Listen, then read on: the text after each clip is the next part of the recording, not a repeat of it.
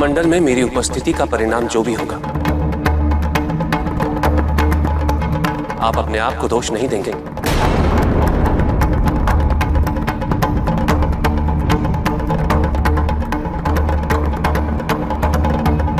परिणाम अच्छा ही होगा।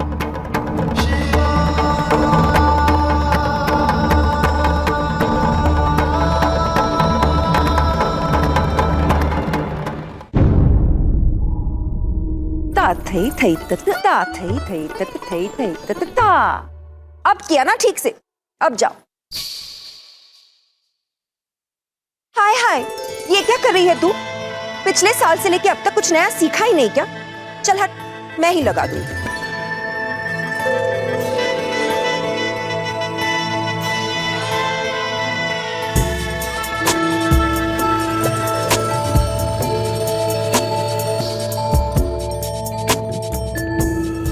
मदनिके, ये तो बहुत ही अद्भुत है। मदनिके जो भी करती है अद्भुत ही होता है। चलो अब एक एक करके तुम सब आके अपने हाथों पर नाम लिखवा लो। नाम? हाँ, उसी का जिसके साथ तुम्हारा जन्म जन्मांतर का साथ है। ख्याति, चल तू ही पहले आ जा। तेरे ही हाथों पे सबसे पहले भृगु महाराज का नाम लिख दूं। मेरे हाथों में भी चंद्रमा का नाम लिख दीजिए। हाय हाय, ये मैं क्या देख रही हूँ? दुखी चेहरे पे मुस्कान और ये लजीलापन। अगर इस तरह चंद्रमा के सामने लज्जाई होती तो अब तक तो वो लट्टू बनकर तेरे गोल गोल घूम रहा होता। चल आजा, सबसे पहले तेरे ही हाथों पे नाम लिख देती हूँ।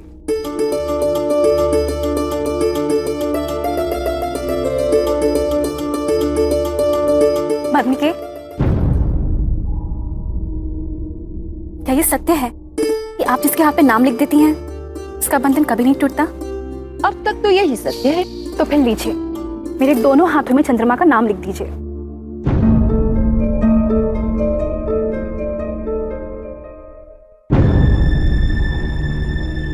अब दो हाथों पर मैं एक ही नाम तो नहीं लिख सकती ना? हाँ, पर ऐसा जरूर कर सकती हूँ कि तेरे हाथ पे चंद्रमा का नाम और तेरे हाथ पर चंद्रमा का दूसरा नाम यानी कि सोम लिख सकती हूँ। ठीक है?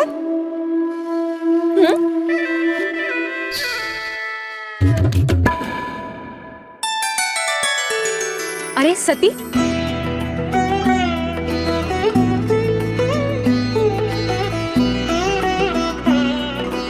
ला तेरे हाथों पे भी नाम लिख दूं। गहने चाहे जितने भी पहन लो, मेहंदी के श्रृंगार की बात ही कुछ और है। इसकी सुगंध कितनी मनमोहक है और इसके रंग का संबंध प्रेम से है। कहते हैं प्रेम जितना गहरा होगा रंग उतना ही खिलता है। मदनिके, ये क्या कानाफूसी हो रही है सती के साथ? कुछ नहीं, मैं तो बस सती से यही कह रही थी कि मुझे बता दे क्या नाम लिखना है, लेकिन यह है कि कुछ बताती ही नहीं। तू चाहे मुझे बताना बता तो मुझे जल ही जाएगा।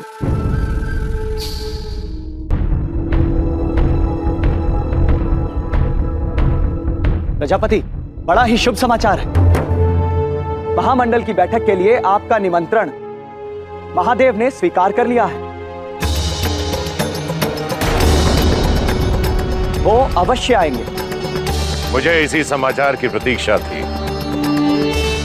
अब इस महामंडल का उद्देश्य निसंदेह पूरा होगा। हम आज तीसरे प्रहर प्रस्थान करेंगे। आपकी यात्रा की सारी तैयारियां कर दी जाएंगी।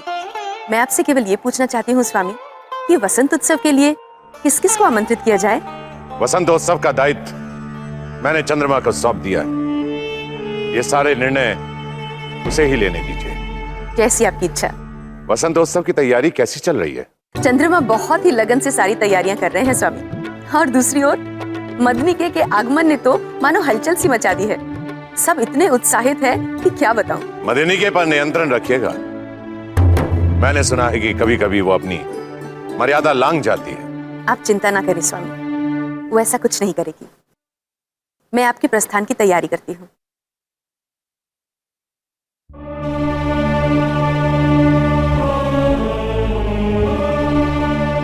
प्रजापति, देवराज इंद्र पधार रहे हैं।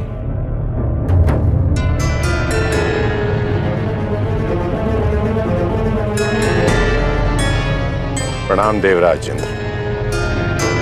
कहिए, क्या बात है? आप बहुत चिंतित दिख रहे हैं। मुझे आपसे एक अति आवश्यक बात करनी अभी।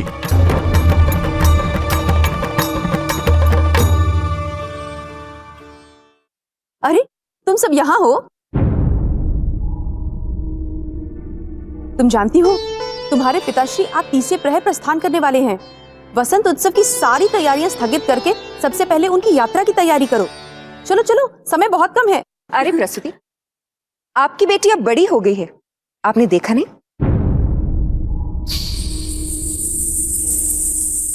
मेरा मतलब है, अब वो सारी तैयारियां अकेली ही कर सकती है। आप चिंता ना करें। चलो चलो।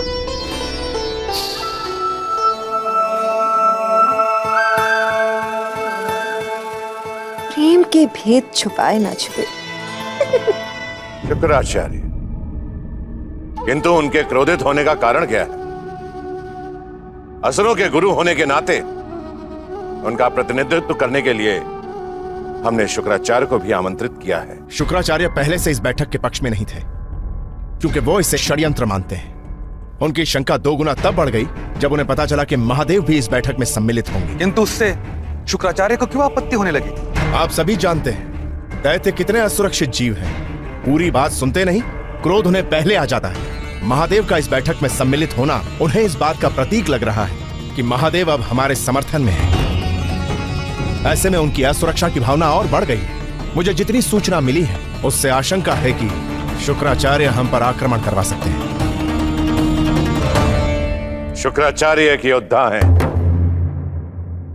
हमारे आदरणीय, पूजनीय हैं और हम उनका सम्मान करते हैं।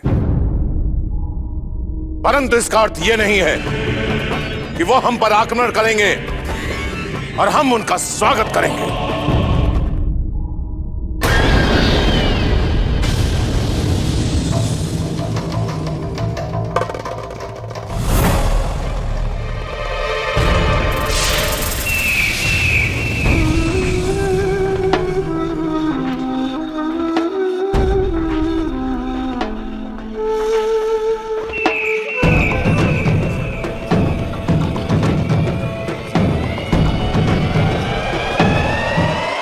यह आज की बात नहीं है और ना ही एक बार की। देवगण हमेशा से हमारी मेहनत और हमारी पूंजी को लूटना चाहते हैं। जब भी इन्हें हमारी आवश्यकता पड़ी तो इन लोगों ने हमसे मित्रता का हाथ बढ़ाया, हमसे लाभ उठाया और उसके बाद हमें शत्रु घोषित कर हमारा विनाश करना चाहा।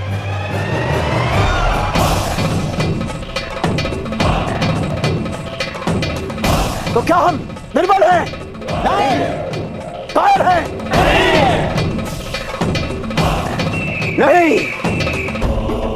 फिर कब तक हम अपने ऊपर होते आ रहे छल को सहते रहेंगे? कब तक हम अपने अधिकार के लिए, अपने अस्तित्व के लिए, अपने सम्मान के लिए लड़ाई नहीं लड़ेंगे? आज वो दिन आ चुका है क्योंकि प्रजापति दक्ष ने इंद्र की सहायता के लिए एक महामंडल की बैठक का आयोजन किया है। प्रजापति दक्ष इस महामंडल की बैठक से इंद्र की सहायता करना चाहते हैं और इस बैठक सफल होना हमारे हित में नहीं है। और इस बैठक की सफलता का मतलब होगा असुर राज्य का अंत। और प्रजापति दक्ष ने इस बैठक में महादेव को भी बुलाया है। लेकिन हमें आश्चर्य इस बात का है कि महादेव सब कुछ जानते हुए भी इस बैठक में सम्मिलित होने जा रहे हैं। यदि महादेव ने दक्ष और देवताओं का साथ दिया तो हमारी शक्ति, हमारा बल उनके सामने कुछ भी नहीं रहेगा, कुछ भी नहीं। इसीलिए हमें इस बैठक को भंग करना होगा। क्या हमारी असुर सेना इस युद्ध के लिए तैयार है?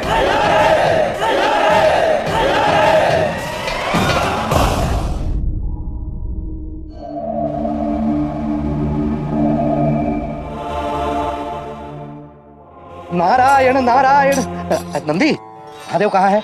महादेव ध्यान मग्न है, विघ्न डालना उचित नहीं होगा देवर्षि। नंदी, सती की ओर आकर्षित करने के लिए महादेव को ध्यान से बाहर आना पड़ेगा ना, अन्यथा देवी सती के कैलाश आगमन में विघ्न पड़ जाएगा।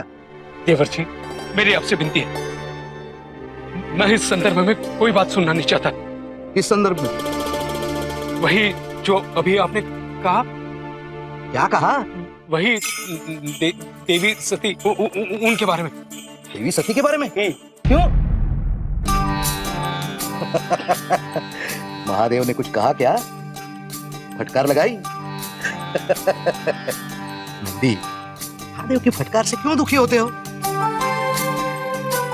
ये फटकार इस बात का प्रमाण है, महादेव के अंदर देवी सती के लिए द्वंद्व चल रहा है।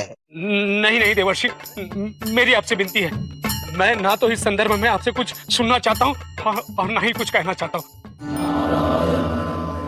नारायण नारायण। महादेव, अरे महादेव, महादेव, महादेव, महादेव। देवर्षि, महादेव ध्यान मग्न है, उसमें विघ्न डालना उचित नहीं होगा। परंतु मेरा समाचार अत्यंत आवश्यक है। महादेव, महादेव, महादेव, महादेव, महादेव।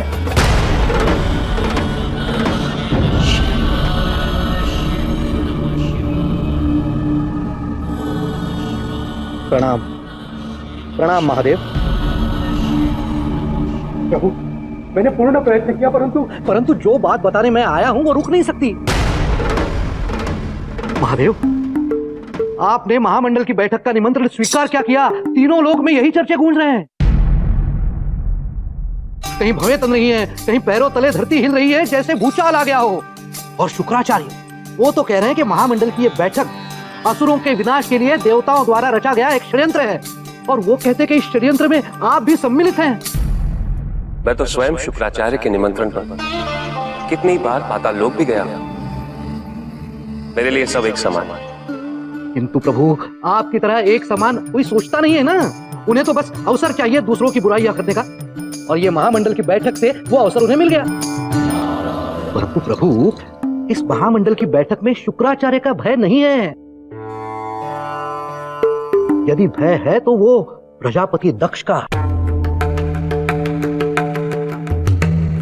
शुक्राचार्य के मन में क्या चल रहा है इसका पता लगाया जा सकता है, परंतु प्रजापति दक्ष के मन में क्या चल रहा है इसका पता लगाना बहुत कठिन है महादेव।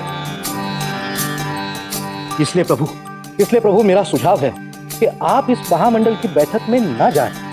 देवश्री नारद, मैं दधीची को वचन दे चुका हूं। वचन से याद आया प्रभु, वचन तो प्रजापति दक्ष ने भी सती से लिया था, परंतु आपने सती को पुनः दर्शन देकर उसे बड़ी दुविधा में डाल दिया है। उसे इतना व्याकुल मैंने कभी नहीं देखा प्रभु। सती की चिंता आप मत कीजिए, उसका उत्तरदायित्व तो प्रजापति दक्ष का है। परंतु भगवान विष्णु तो मानते हैं कि प्रजापति दक्ष का उत्तरदायित्व आपका है, इसी नाते सती का उत्तरदायित्व भी तो आपका हुआ ना भगवान।